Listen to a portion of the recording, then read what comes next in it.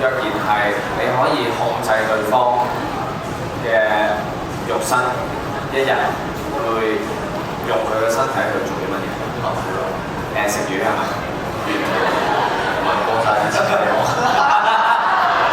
過晒啲咩？過晒啲錢俾我。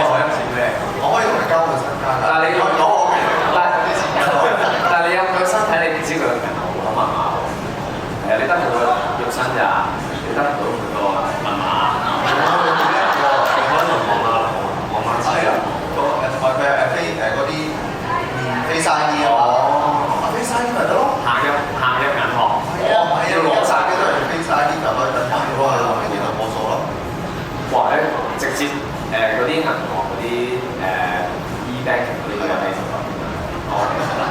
咁 hello 咧，你啲錢冇晒㗎啦，咁你個身體要點樣咧？攞翻啲錢俾我，對我嘅身體係完全冇興趣。即係有冇嘢好想見到佢？你想唔想試下長頭髮？我諗我唯一嘅優點，可能對於你嚟講係個長頭髮，可能你可以試下。咁你已經有啦。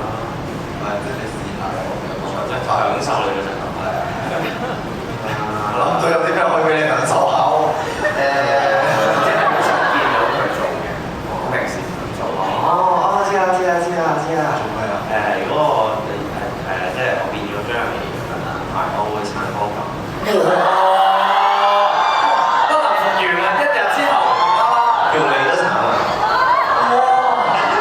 你冇着得去大假髮同埋畫假眉啫。你話而家唔慘？你俾晒啲錢我，即刻慘。慘係未好盡喎，可以而家我知哈利波特拍緊劇，可以應徵佛地魔，我慘晒所有嘢。我通常都係靚仔。OK， 好啦，咁嗰套劇就唔使拍住，但係而家有啲嘢要拍咗先，就係拍片。好啊，咁就麻煩兩位就可以移步到露台埋位啦。唔緊見啦。咁而同樣時